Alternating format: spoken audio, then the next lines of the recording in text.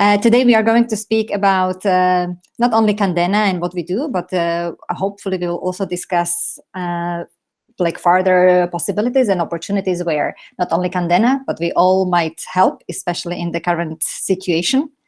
Let me start quickly about some basic information on Candena and what we do. As many of you already know, because there are also a lot of my colleagues participating. Candena is a private company that was founded in 2012 in Germany. And our main goal, of course, is to provide help to private and public institutions and enable them to run different social learning events, which are based on collaborative approach. So let me share my screen and start with the presentation. Good. So let's start speaking about the online collaborative learning in the 21st century.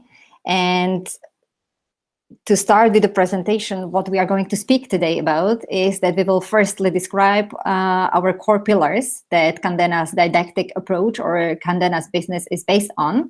Then we will discuss some of the most successful programs that Candena has run so far. We will also get into the current program that Candena is focused on, and it's Edo Medical. And towards the end of the presentation, we will actually use the learnings from the programs that we have been running so far and discuss how we might apply those best practices also in like potential future programs that Candena might be involved in.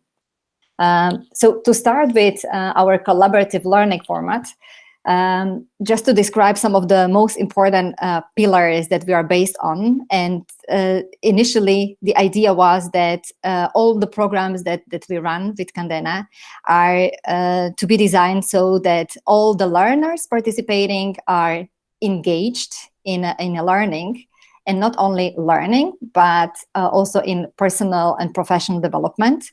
And the main idea was to bring together what we have, like the knowledge that we gain, and it's mostly the best practices from social media, video platforms, different communication tools, and also data management services.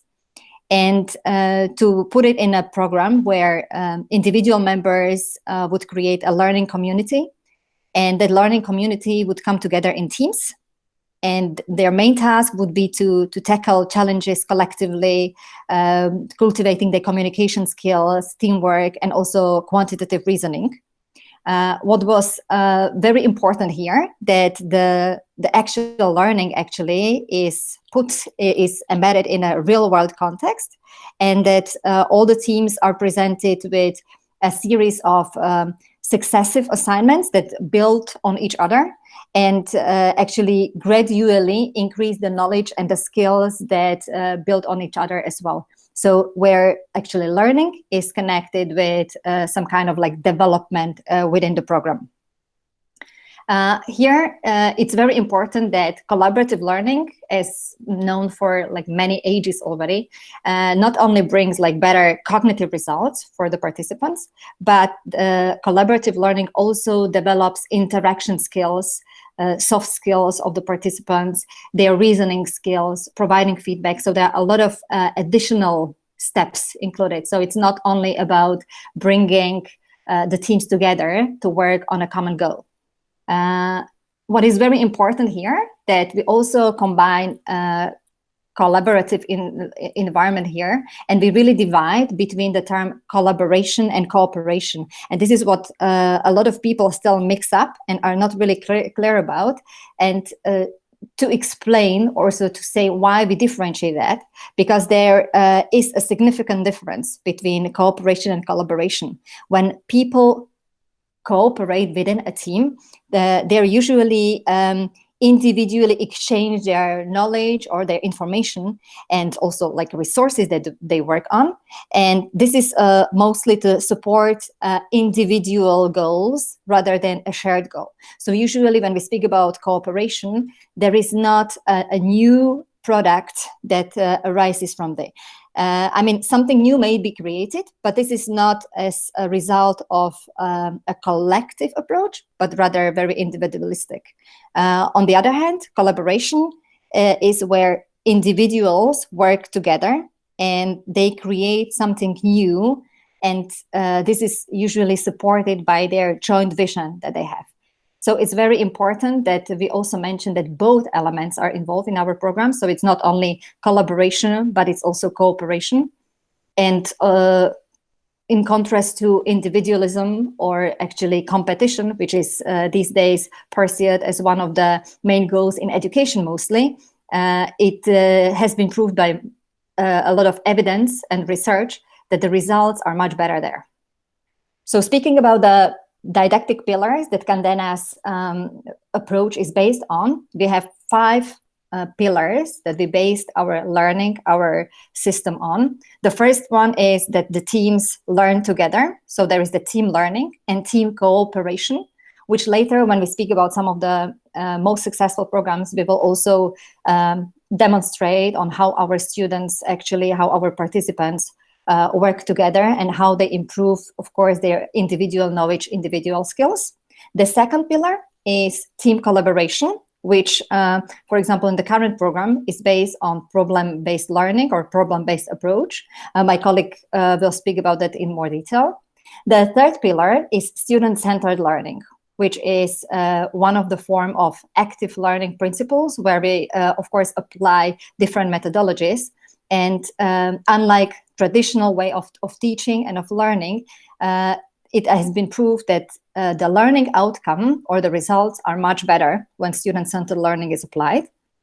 The fourth pillar is based on expert guidance. So we invite a lot of experts, a lot of professionals who actually bring their expertise from their everyday practice directly to our students.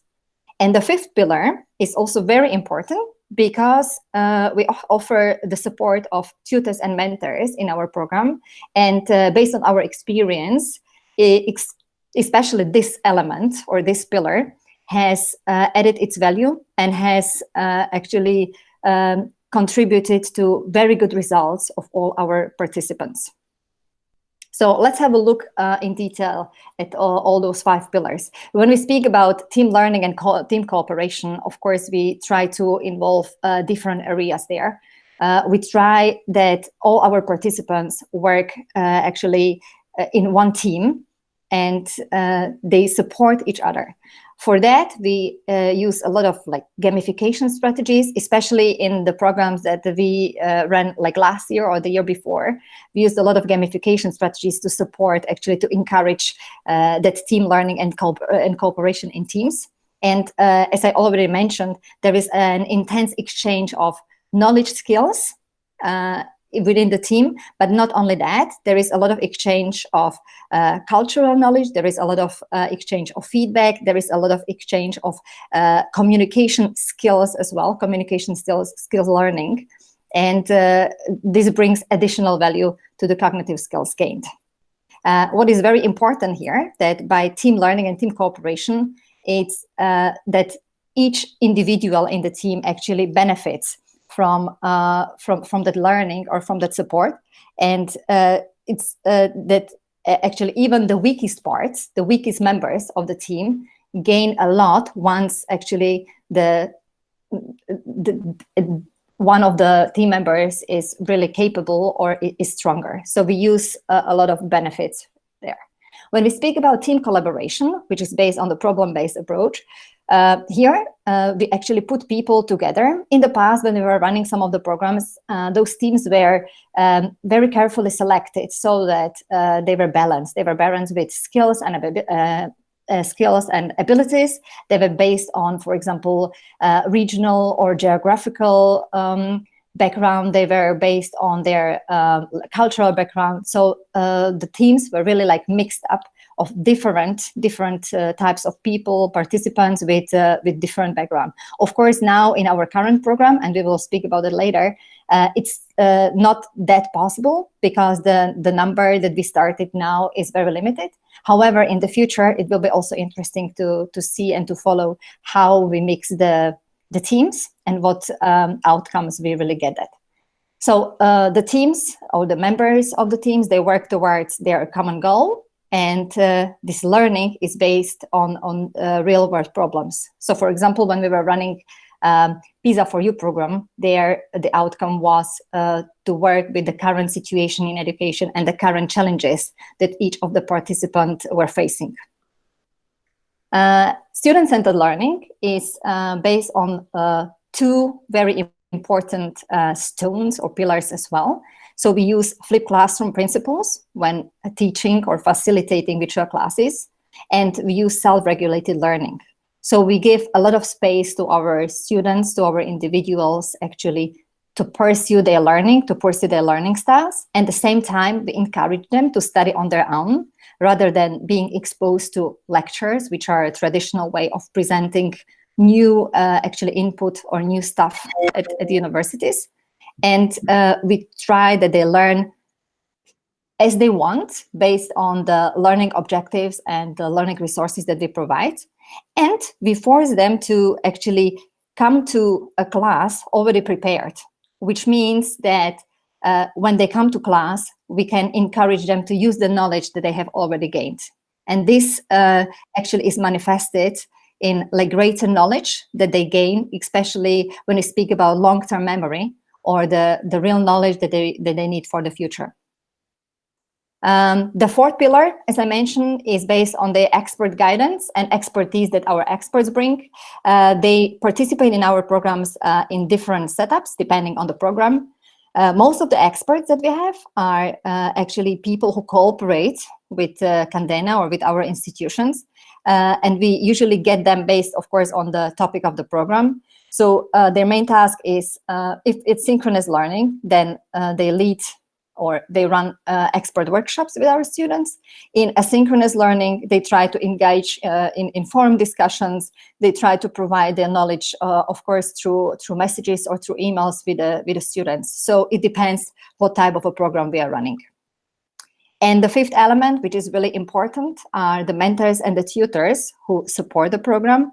They actually create a very important element of the program, because the mentors are usually people who have educational background. For example, a background in education. They can also have background in psychology or social learning. And their main role is to support the learners, to support them, to help them to solve their issues, which are based on, let's say, personal issues or private issues, as well as on collaboration issues, because working in teams online can bring a lot of challenges for the participants, for the team itself, or also for the cooperation within the team. And then there are tutors who are usually topic-based experts. So we also try to get them based on the topic of the program that we are running. So currently, for example, with Edo, those are medical doctors, and they provide mostly didactic help or in the actually topic-based topic-related problems. So currently, for example, it's when students work in medical environment, they support them, especially in that.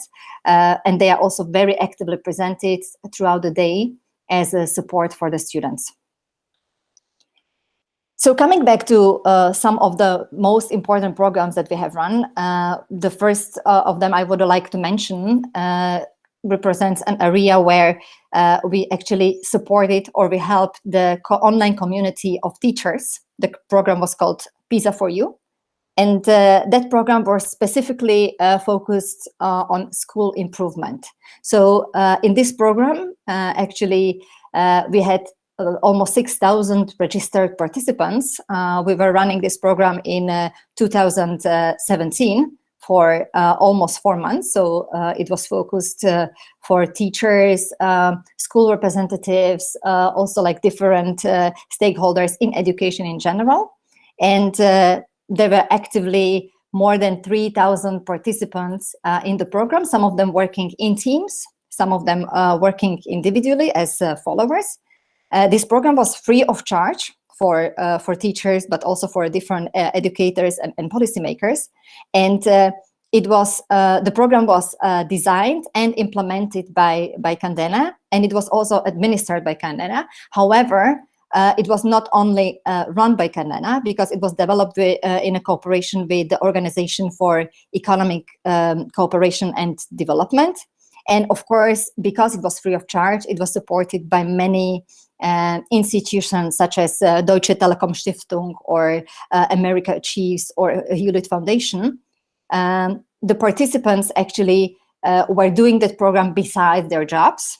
And what was very interesting is that they were from different geographical locations in the world. So we had there actively like 3,000 participants participating from 100, almost 180 countries from different worlds, such as Romania, India, Mexico, Brazil. And it was really challenging, especially from the mentors tutors perspective, because of course, like as they were not geographically different, but time zone different, it was pretty challenging to actually support the participants and challenging for the tutors to be available throughout the day at the different time zones. And also, what was another point, of course, we tried to put together people in more or less similar time zones. I think at that time it was like plus minus 2 hours.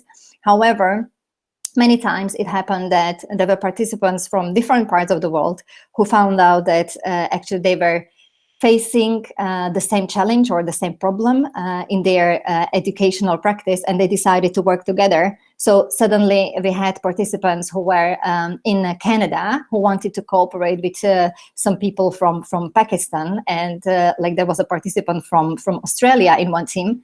And it was really challenging to see how to coordinate, let's say, those synchronous sessions that they had because they were working in a team. But we always managed, we always found a way how to do that. And the program was very, very successful. I think that there were somewhere more than 1,500 participants who successfully accomplished the study, who successfully finished the program. And towards the end of the program, actually, there were some teams who were selected by the mentors and tutors, and their solutions to how to approach some of the challenges in education were then presented in Paris directly at OECD, where the head of education there, Andreas Schleicher, was just listening to the suggestions that they had. And also OECD at that time decided to actually collect the most interesting ideas that those teams had and take it actually as some kind of inspiration for their future plans and program. So this was PISA for You, one of the successful program that was mostly aimed at individuals in the area of education. Another very successful program was Growth Lab, or Let's Grow, as we familiarly call it.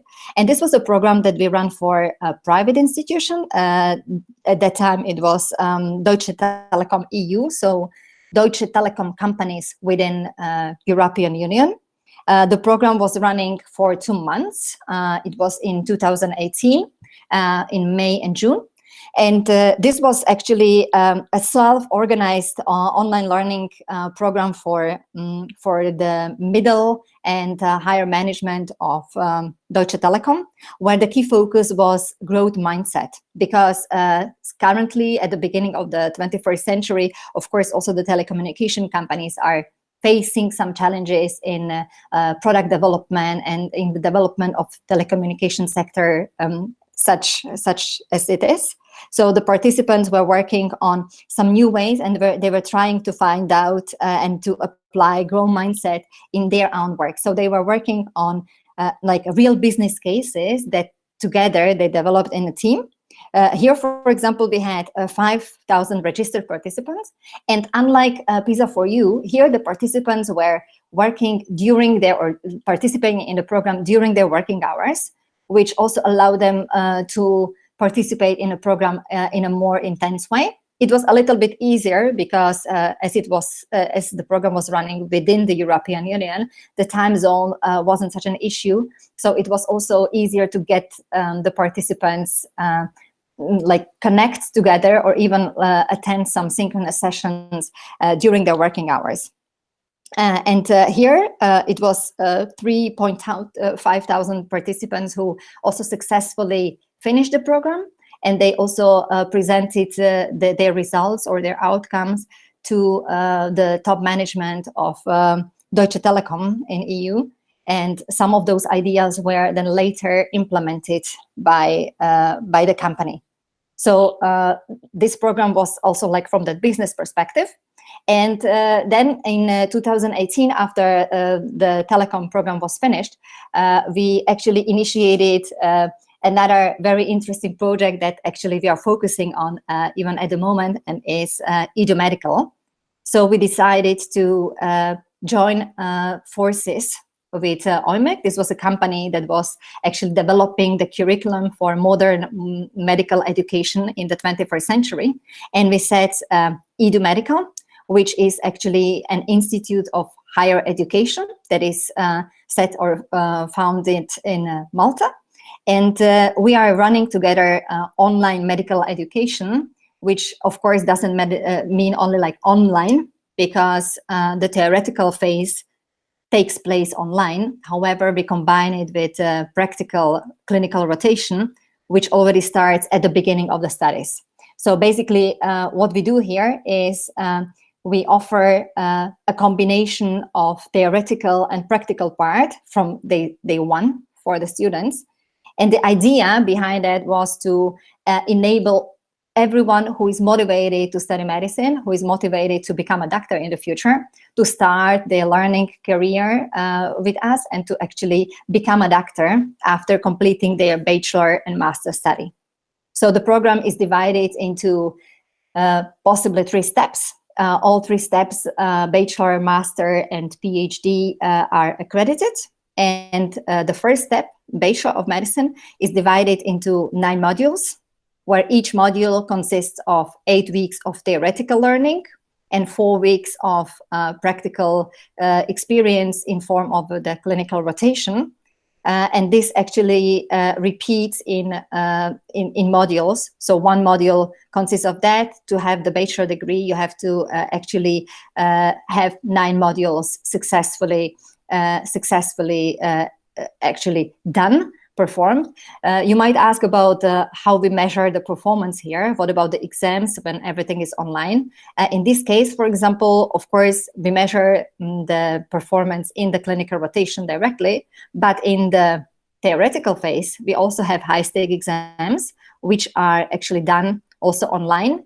However, they are proctored. So this is also a unique system of how to measure the performance of the students. And by doing that, by proctoring those exams, actually, we enable the students to take the exams wherever they are under like fulfilling certain conditions, because they are closely being monitored while doing the exam. So my colleagues in a while are going to speak about like how we support students while doing the program and what kind of benefits it brings also for the participants, for the students, to study in such a program. So maybe what I would suggest is that my colleague, Hannah, who is from the curriculum team, gives you some more information on how we actually run the curriculum and how we run the problem-based learning.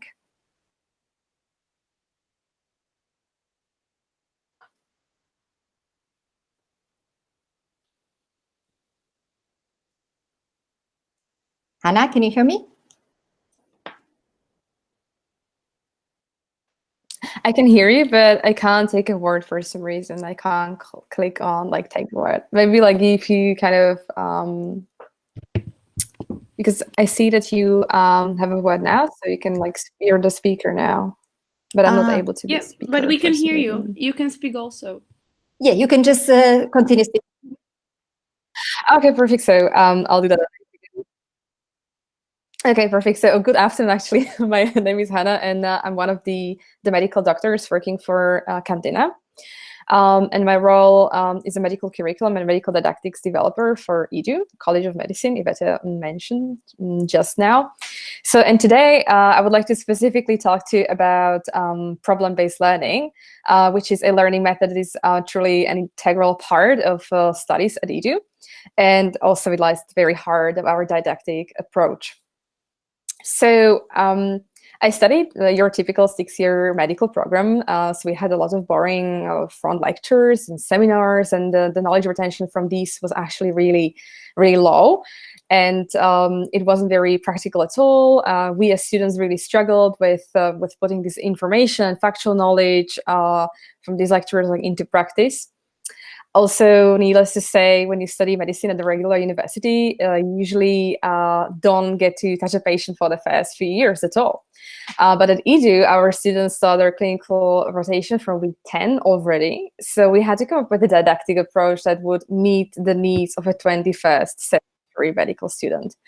And we had to consider something that is really practical, but also very motivating, and the method that would we can clearly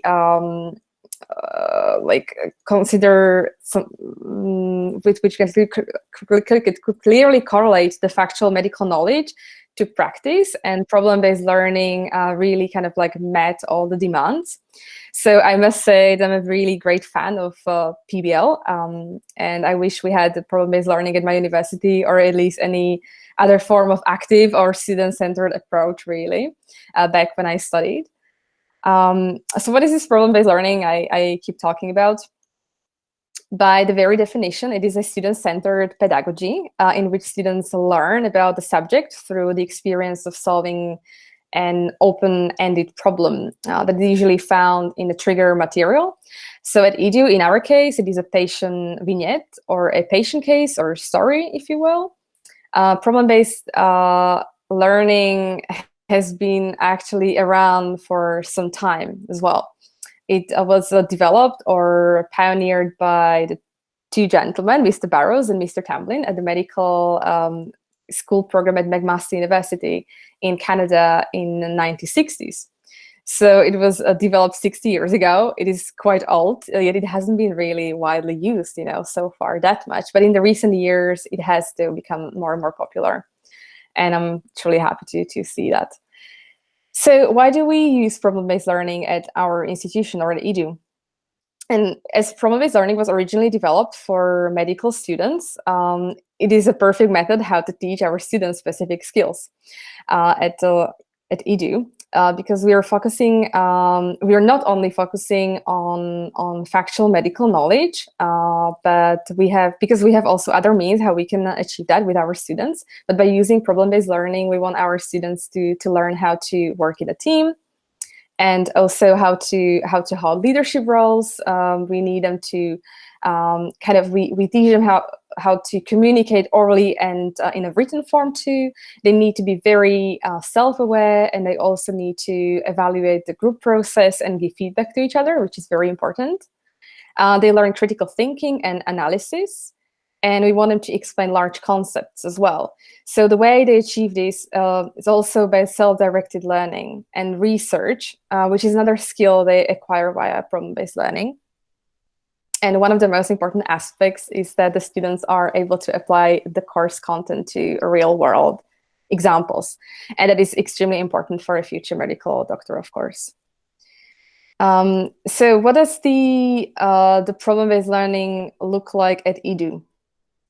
So to start with, what we usually do, we articulate the learning outcome of the patient case. We define what we want our students to know, or what we need them to be able to do as a result of participating in the group assignment. So we create a problem, we write a story. Ideally, this will be a real-world patient scenario that resembles something students may encounter in their future careers. We also establish the group rules at the very beginning of the session, or before the students actually start with PBL. We prepare the students and we establish how we will evaluate and assess the group assignments. In our case, this is done by either evaluating a written group assignment or an oral group assignment according to our guidelines that we specifically developed for our PBL needs. And the students receive a common group grade for their work. So at Edu, we follow the so-called Maastricht 7-step procedure. So we usually have between 4 to 7 students in our student groups, which are facilitated by a tutor, always. Every student in the group has their own role. There are generally speaking for roles in PBL, there is a reader that usually reads the case, the story, the scenario out loud to start with. Then we have the scribe that takes the notes for the group, and the chair or the group leader that acts as a group manager and keeps track of time and so on. And lastly, there is a role of a group member or group members that, like everyone else in the group, actively participate. They draft the discussion, they ask questions, etc. So once the students allocate the roles to each other and read the case out loud, they proceed with the actual work following the mentioned 7 steps.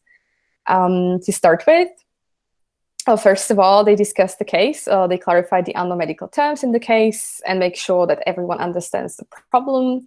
Then they define the problem that needs to be kind of answered, and they shed light on the case. And this is followed by brainstorming.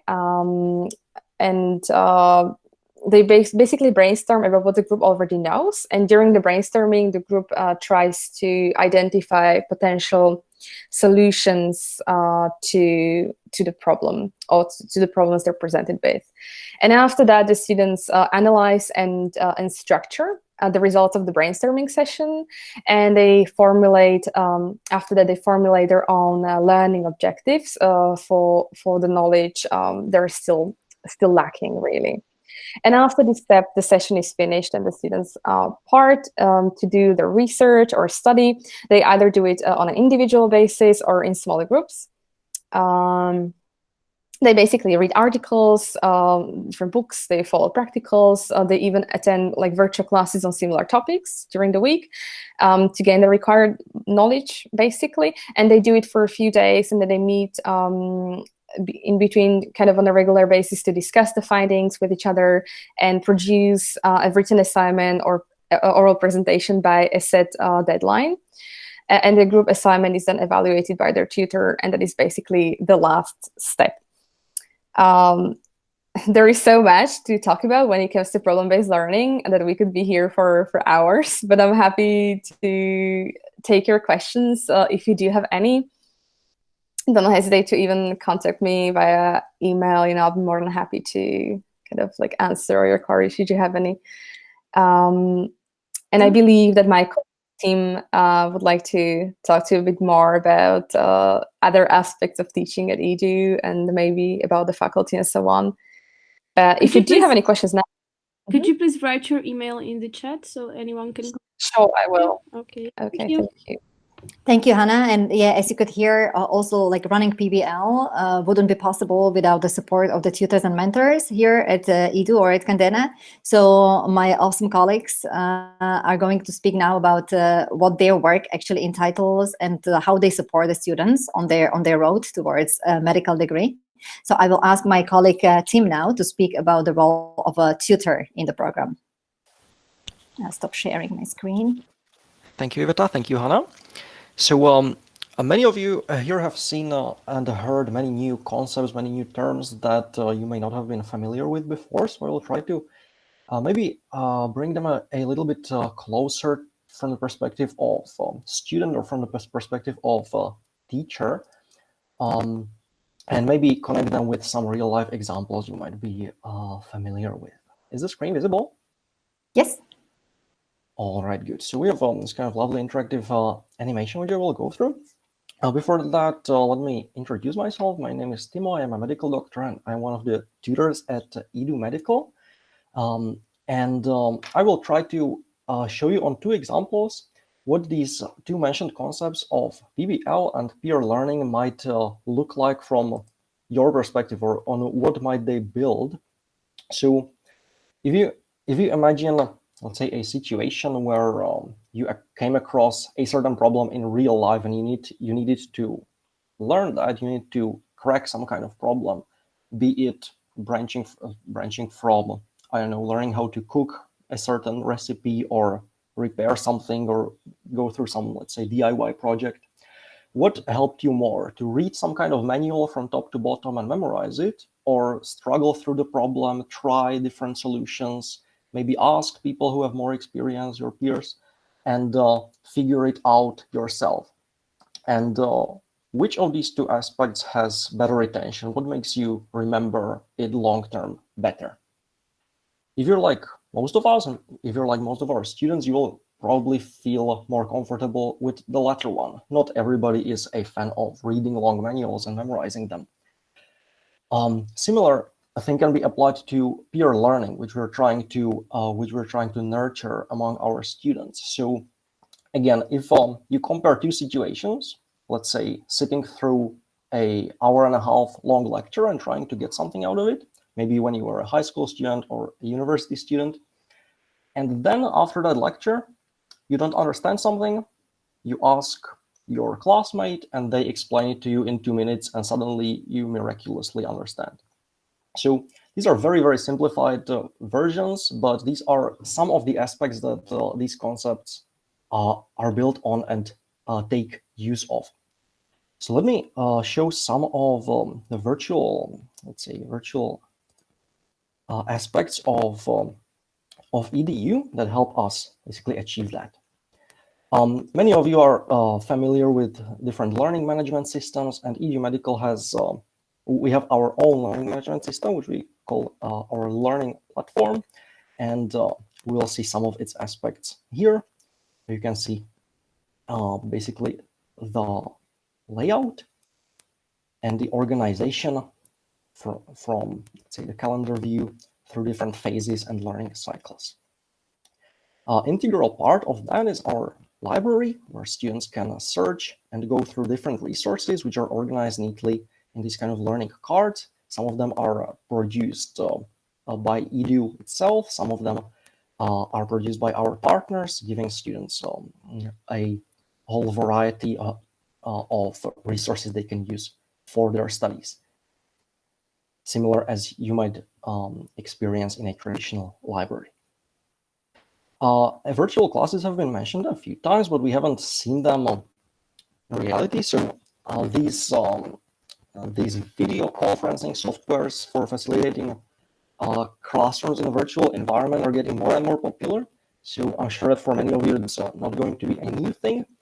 This is the version that we use, allowing a lot of collaboration. Students can add, let's say, their own files, they can play them, they can write on the screen. And one interesting thing that doesn't really come to mind when you think about virtual education and comparing it to traditional one is you can see everybody. And you're sitting in a classroom, you're sitting, let's say, maybe in a corner or in the front, and you're kind of visually separated from the rest of the people there. But here, this setting allows everybody to see each other, communicate, etc. We're also trying to keep our groups smaller to allow everybody to express themselves and cooperate. All right.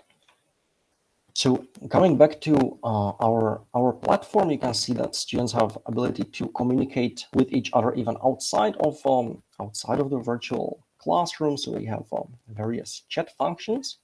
And when we get back to the problem-based learning and these assignments that students get, they also have to collaborate. So it's not happening in their own files, in their own computers, but it's happening collaboratively in an editor where students can all work together as a part of a group on creating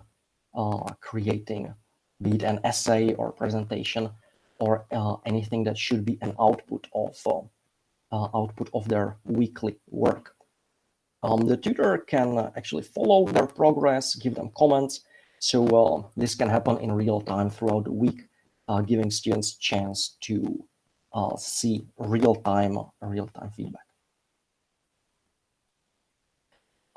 Assessments, last but not least, we need to give our students some chance to check their knowledge, and these kind of quick tests with a certain time limit are one of these options.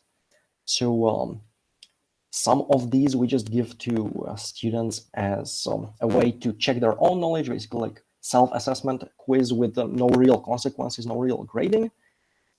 Some parts of assessments are graded, and you might be wondering, how do you even do that? And this again makes a parallel between the current situation that you can see in many educational institutions, be it high schools, universities, in Slovakia, Czech Republic, and many other countries today. They are canceling many assessments because they can't see a way to do this online. Most of the assessments were taking place offline, but we can show you a glimpse of what an online proctored assessment could look like, and how it could be, in some cases, even significantly better than the offline assessment. So you can see the safety measures are comparable to maybe a internet banking or better. A student needs to identify themselves with an image, with an ID, and their work on a test is followed in real time by a person sitting on maybe even on the other side of the world. And if the student tries to cheat, search online, they can't really do that because the software sees that. So the options are very wide and very broad, and if you try to use all the options that the software gives you, you would probably scare the students. So you don't really have to do that, but it gives you these options, which are often much stronger than offline testing. So here you can see the proctor is messaging the student. Yeah, we noticed that you were doing something. Why did that happen? So a lot of control, and many of these things that are not very objective in traditional offline assessment can be made more objective here. Getting to a very important part of students' education, something that definitely can't be done online, are clinical rotations, and these happen at our partner hospitals of Helios, currently in Germany, but our network of hospitals is steadily growing, allowing students more flexibility and allowing them to attend hospitals that are close to their hometown. If I remember my own clinical rotations in a hospital during medical school, there were easily 15 or more students per one doctor, and the engagement was not very high. The patients that were able to communicate with us, or we could get in contact with, there were not many, and to be honest, mostly it was kind of a sad experience, and nobody really wanted to be there, the doctors, the students, the patients. But here, the numbers play in our favor, and there are many more doctors per student, or much less students per doctor than in any medical school I managed to come across. So right here, I would say is all from our interactive presentation. A few more things that I noticed, again, in comparison with my teaching experience from traditional classrooms, is that, for example, attendance is much easier to track online. Surprisingly, software helps you a lot with this, and students know that. So if they realize that it's so easy to see if they're absent or if they're paying attention, they automatically take this more seriously. Also, as we see even in this meeting, there is, in the online environment, an online etiquette is being built somehow naturally. So it's an interesting thing to watch how people are getting used to taking care of their internet connection, of the technical aspects of turning off their microphone, turning on their camera. And once everybody gets used to this, it works seamlessly and allows for a very good learning experience. And last but not least, the connection with the students. With small groups and active engagement, this environment allows you to connect with students on an individual level and know them as human beings, maybe even more than if you shared an actual physical classroom with them. So this is something that doesn't really come to mind when you think about online education. You feel like you're separated by a long distance, but in reality, you're on the same screen, the same virtual environment, you're talking to each other, seeing each other. Just to make a parallel, if a relationship between two people can function online for many weeks and months, why wouldn't the education be able to achieve the same? So I think this is all from me.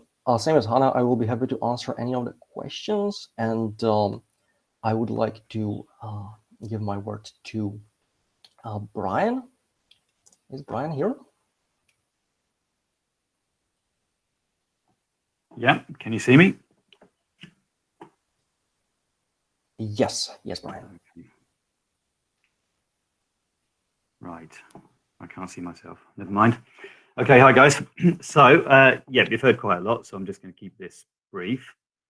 Basically, as mentors, we're in charge of particular cohorts. And as you heard, we help support and encourage the students in their studies.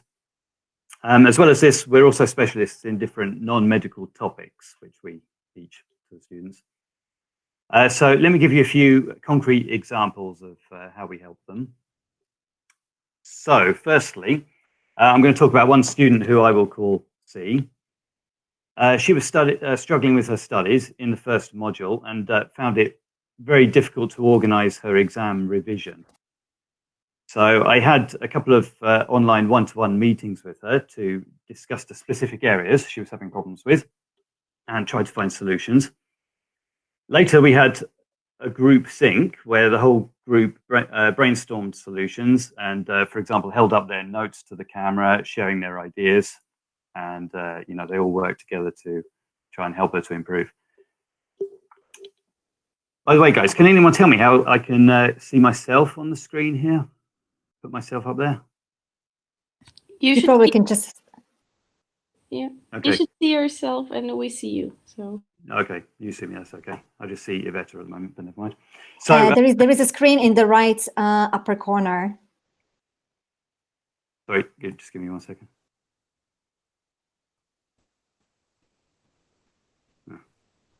Ah, okay, Yeah, fine, sorted. Yeah, okay, so the whole group got together, brainstormed ideas, you know, they sort of held up their notes and, you know, they all looked at each other's notes and how they're revising.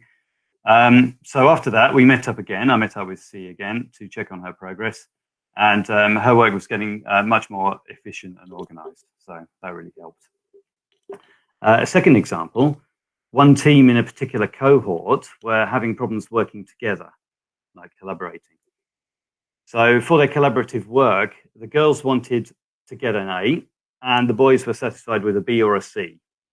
So that was reflected in the level of effort they put into their group assignments. The girls ended up accusing the boys of being lazy and indifferent, while the boys accused the girls of being annoying perfectionists. So my colleague helped them to understand and deal with the fact that people might have different priorities and points of view. He met with these students in small groups to discuss possible solutions. They worked together and were able to come up with strategies to improve their teamwork and ended up working much better. Third example, another colleague is a specialist in coaching. So during his sessions, the students have gained an understanding of how habits work and how to increase discipline and willpower. So this has ended up with some of the students starting to work out or meditate. And again, this has really helped them in, you know, these early stages of their degree. Students can also have problems during their clinical rotations. So as mentors, we schedule one-to-one and small group calls with them. We keep in touch with the students and help them with these issues. For example, I help some students use more diplomatic and polite language in their communication with authority figures. That was one thing they had a problem with. Later in the module, during the mentoring sessions with that cohort, we also looked at examples of difficult conversations they had had with patients and also problems they had had working with the nurses. We used some practical exercises which they can then use to guide them in future clinical rotations.